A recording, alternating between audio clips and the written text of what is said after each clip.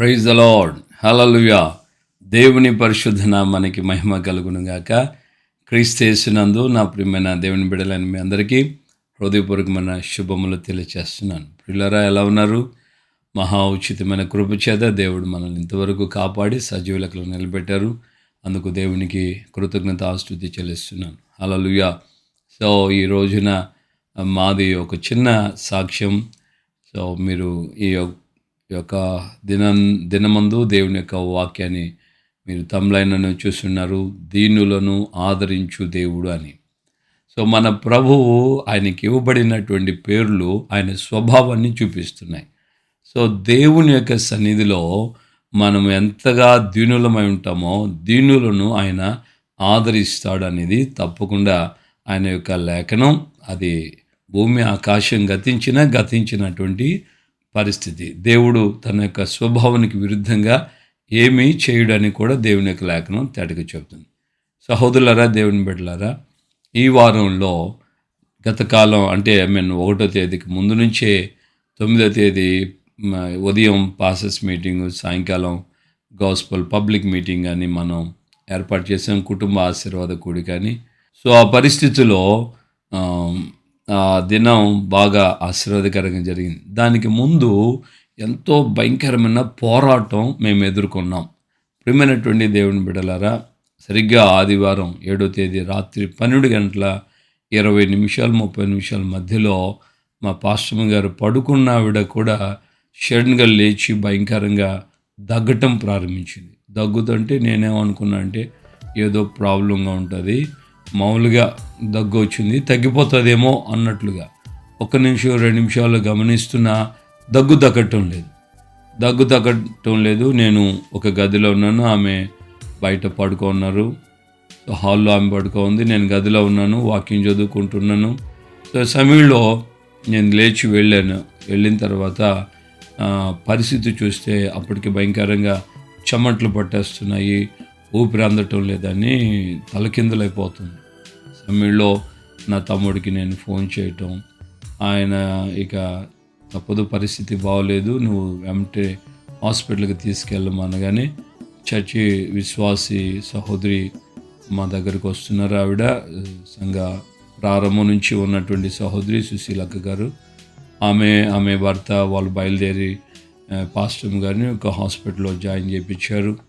తర్వాత ఇక ఈ పేటలో ఉన్నటువంటి సహోదరుడు పెద్దబాబు అని, తెలగతోటి పెద్దబాబు, ఆ సహోదరుడు మిడ్నైట్లో ఆయన కూడా నేను ఫోన్ చేయటం జరిగింది. ఆ సహోదరుడు కూడా ఎంతో మాకు సహాయం చేశాడు.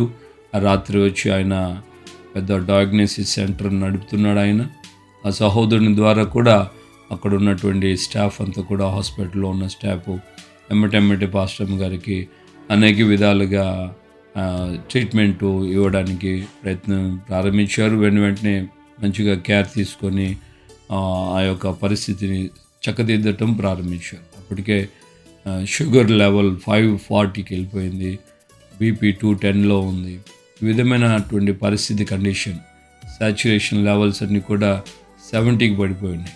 అని దేవుని కృప చేత వెళ్ళిన ఒక పావు గంట అర్ధగంటకంతా కూడా మళ్ళీ తను న్యూట్రలైజ్ అవ్వటం, స్టెబిలిటీగా ఉండటం, అని దగ్గంతా తగ్గిపోవటం ప్రారంభించాం. సో ఇవన్నీ ఒకవైపు నేను గమనిస్తూనే ఉన్నాను. నా మనసులో నేను మనసారా దేవుని స్తుతిస్తున్నాను, దేవుని యందు విశ్వాసం ఉంచే ఎందుకంటే దేవుడు ఏదో గొప్ప ఘనమైన కార్యాలు చేయబోతున్నాడు. హల్లెలూయా. ఈ యొక్క 9వ తేదీ జరిగిన మీటింగ్ విషయంలో అభిషక్తులైన దేవుని సేవకులు రావటం, ఈ పరిచర్యకు ఆయన ఎంతో సహకారంగా ప్రార్థనాపూర్వకంగా ఈ పరిచర్య నిమిత్తమై, ఈ యొక్క సేవ నిమిత్తమై, సేవకులైన మా నిమిత్తం ఆయన ఎంతో దేవుని దగ్గర ప్రార్థన చేస్తూ ఈ సహవాసాన్ని ఆయన తన యొక్క సొంత సహవాసంగా సంఘంగా పరిచర్యగా భావించి ప్రార్థన చేశారు. సో దేవుని సన్నిధిలో నేను గమనించాను ఏంటంటే, ఖచ్చితంగా ఈ పరిచర్య ద్వారా, ఈ దినపు కూడిక ద్వారా గొప్ప విడుదల, ఆశీర్వాదం దేవుని కలుగు చేయబోతున్నాడు. ఒక గొప్ప టర్నింగ్ పాయింట్ రాబోతుంది. అందుకనే సాతానుడు ఈ విధమైనటువంటి పోరాటాలు ఏర్పాటు చేశాడని నేను గమనించాను. ఆదివారానికి ముందు గురు, శుక్ర, శని నేను కూడా సఫర్ అయ్యాను ఫీవర్తో. అదే సమయంలో పాస్టర్ గారు ఆయన ఆదివారం రోజున 7వ తేదీన 104 జ్వరంతో బాధపడ్డాడు. ఆ విధమైన పరిస్థితుల్లోనే మంగళవారం మన దగ్గరికి రావటం జరిగింది. సో ఈ యొక్క పరిస్థితులన్నీ గమనించినప్పుడు దేవుని యొక్క కృప, కాపుదల, సమాధానం, ఆ దినం గడిచింది. 9వ తేదీ గడిచిపోయింది. ఇక అంతా సెటరేట్ అయిపోయింది. అందరూ బాగున్నారు. పాస్టర్ గారు బాగున్నారు, పాస్టర్ గారు బాగున్నారు, నాకు బాగుంది, సంఘబిడ్డలు బాగున్నాం.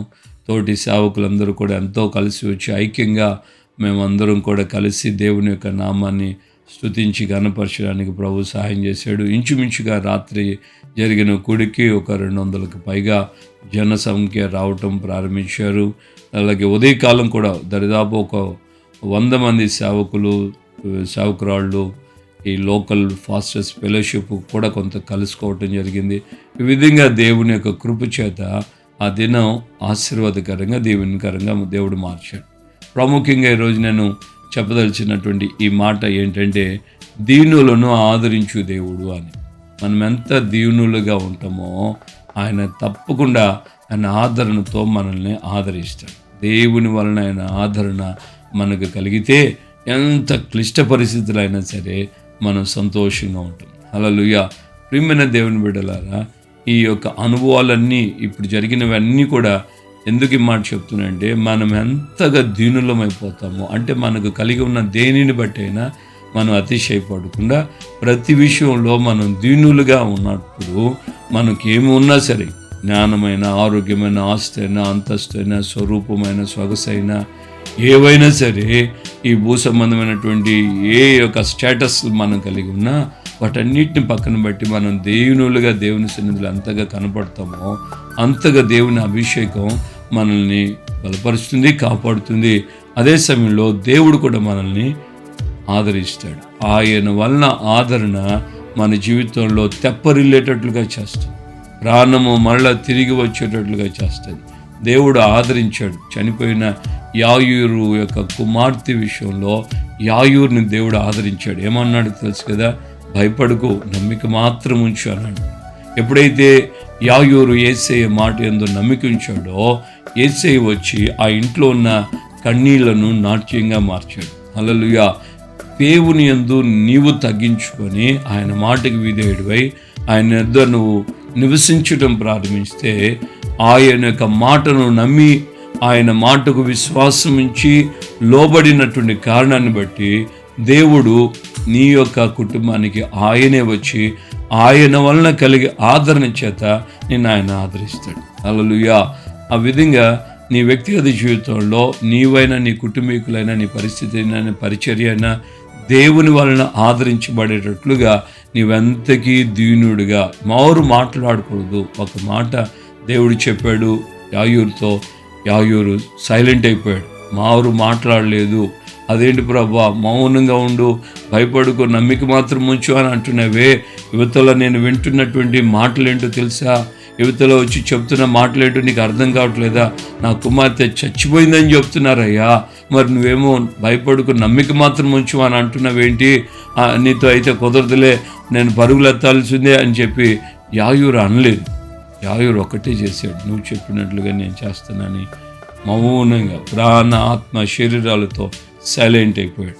నీవు కూడా ఏ పరిస్థితికైనా సరే నీ సేవకుడు, దేవుని యొక్క ఆత్మ నీకేమైతే చెప్తున్నారో దాని యందు నువ్వు విశ్వసించి నమ్మి సైలెంట్గా నువ్వు అప్పగించుకోగలిగితే నిత్యముగా దేవుడు నిన్ను ఆ విధంగా కాపాడి సంరక్షిస్తాడు. ఆయన వలన కలిగే ఆదరణ చేత నువ్వు ఆదరించబడతావు. ప్రభు నిన్ను ఆ విధంగా బలపరచునుగాక. ఆమెన్. ప్రార్థన చేసుకుందాం. పరిశుద్ధుడా, మీ పాదాలు స్తోత్రాలు.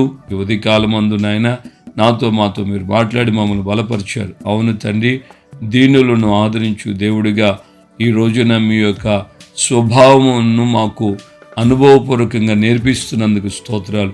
మీ యొక్క స్వభావానికి తగినటువంటి పేరులే మీ గ్రంథంలో గ్రంథస్థం చేయబడి ఉన్నాయి కనుక మేము ఆ మాటలందు విశ్వాసం ఉంచి, నమ్మిక ఉంచి ప్రభా విధంగా మీ సన్నిధిలో ముందుకు సాగుటకు మీ యొక్క నైనా పేరులో ఉన్న మీ స్వభావాన్ని మేము అనుభవపూర్వకంగా తెలుసుకొని మీ ద్వారా కలిగే ఆదరణను మేము అనుభవించుటకు సహాయం చేయండి. ఈ మాటలు విన్న నీ బిడ్డల జీవితాల్లో కూడా ఎవరికైనా ఇప్పటికీ ఆదరణ లేకపోతే మీ మాటలు ఎంతో లక్ష్యం ఉంచి మీ మాటల ప్రకారంగా జీవించడానికి అప్పగించుకొని లోబడి నడిపించబడడానికి సహాయం చేయండి.